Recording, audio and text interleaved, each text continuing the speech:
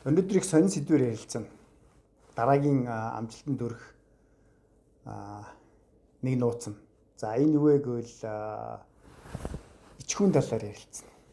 За тэгэхээр бид нар өнөөдөр эдийн засгаар нь зүгээр нэг үний эдийн засаг буюу эсвэл гэр орны эдийн засаг, улс төрийн одоо улс орны эдийн засаг юун дээр одоо юу их бас ингээд чухал байдгүй вэ? Маш их нэг тийм сонин юм байна.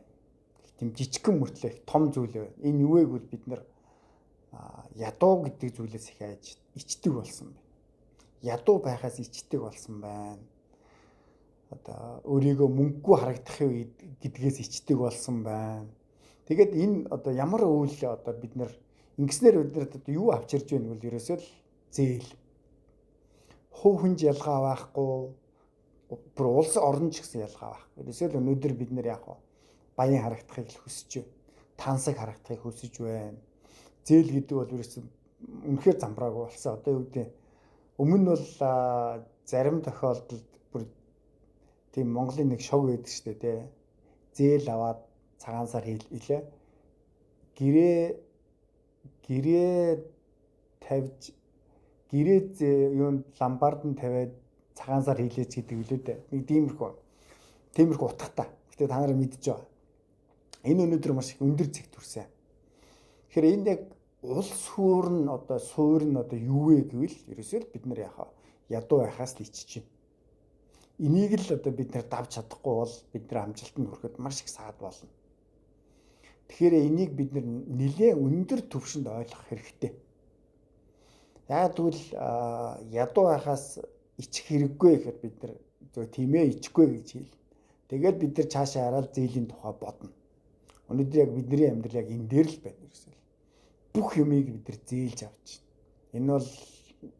Энэ бол зүгээр л гамшиг, хувь хүний ч гамшиг, эдийн засгийн ч гамшиг, улс орны ч гэсэн гамшиг болж. Ер нь тун утахгүй болох гээд байна. Харанг дэлдэж байна. Тэгэхээр ямар сэтгэлгээ бид нарт хэрэгтэй вэ гэвэл зүгээр байгаагаараа л байна. Хэрвээ та тухайн үед мөнгөгүй байвал мөнгөтэй болох гэж битгий харагдаа л гэсэн үг.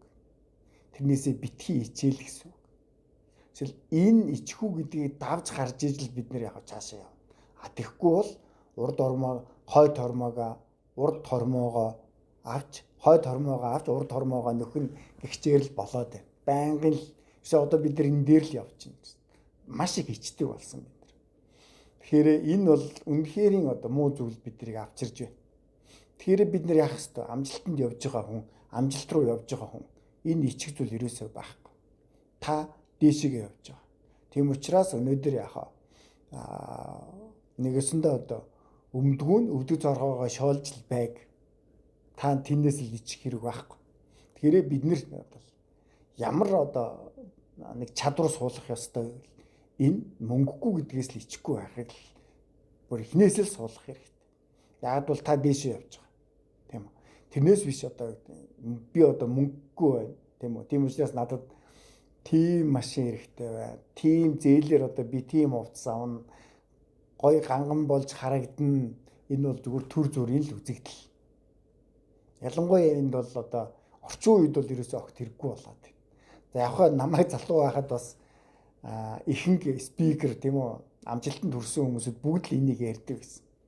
Эхлээд би хувцас үүдний машин байхгүй. Тэгээд түрээсийн машин авдаг байсан. Тэгээд бүх хүмүүсийн өмнө илтгэл тавихтай гой гангаа хувцас өмсдөг байсан. Одоо энэ бол ерөөсөө хэрэггүй болсон. Энэ ерөөсөө хэрэггүй болсон. Гэхдээ хэрэггүй болчихсон мөртлөө өөр хэлбэрээр энэ бол биднэрт ирээд байна. Бид нар одоо өөр зүйлээс ичдэг болоод. Өмнө бид нар миний үед бол жишээ нь одоо нэг жаахан хоол хомсхон байсан. Гэхдээ бид нар тэрнээс ерөөсөө ичдэггүй байсан. За хувцас бид нар нэг тийм форм өмсдөг бүгд адилхан тэрнээс ерөөсөө ичдэггүй байсан. Гэтэл одоо бид нар яг эсэргээр байна. Ерөөсөө л бие биенээс л давж гарах, бие биенээс л илүү харагдах. Энэ уралдаанд бид нар ерөөсөө л том жижиггүй оролцчихсан. Тэгээ мөнгөгүй ч гэсэн мөнгөтэй харагдах хүсэлд автагдчихсан. Тэрийгээ тэгээ сошиал ертөнцөөр одоо маш их гайхуулдаг болсон. Баруун солгоонгүй гайхуулдаг болсон. би тэгж амарч байна, би ингэж амарч байна. Энэ бол өнөөдөр өөрийнхөө бид нар ухамсарыг энэ дээр тусгаарлахгүй бол энэ бол маш их депресс өгдөг хүмүүс. Бүр депресс өгдөг, стресс өгдөг. Бүх хүмүүсүүд миний эргэн тойронд аж жаргалтай байхад би яагаад ийм аж жаргалгүй байна гэдэг хуурамч үзэгдэлд хуурдагдаж байна. Тэгэхээр дээшээгээ тийм үү амжилт руу явж байгаа хүн бол яах вэ гэвэл та мөнгөгүй ээж болно өнөөдөр. Тийм үү? Өнөөдөр. Тэгэхээр энэс л ичхгүй байх хэрэгтэй. Ерөөсөл энэ нэг мөнгөтэй холбоотой энэ нэг тийм сая миний яриад байгаа нэлээд хэдэн зүйлтэл ичих булчирхал байхгүй байх хэрэгтэй. Тэгжээж л бид нар дээшээ яв. Тэгэхгүй түрүүний хэлдгээр тийм үү? Нэг тийм түрээслээд нэг өндөр үнэтэй машин унаж тийм хүмүүст гой сайхан харагдах гал эсвэл одоо нэг сайхан ухаантай хүн болох гэж энэ тийм чэйдэлсэн юм яриад энэ бол явахгүй. Зүгээр л үннээр л тийм үү. Яг ил байгаагаараа явах юм бол таныг хүмүүс тэр чигээр нь хүлээж авна. Тийм учраас энэ дээр бол ичих болчирхай бол байх ёсгүй. Ялангуяа энэ ядууралтай холбоотой. Тийм учраас ядуурал байна уу? Биш ядуурал биш. Та одоо одоохондоо ядуу байна уу? Хувцсан тааруу байна уу? Тийм тааруу байна уу? Түүнээс л битгий ич. Ичижил зээл битгий авал гэсэн ухаан ерөөсөл.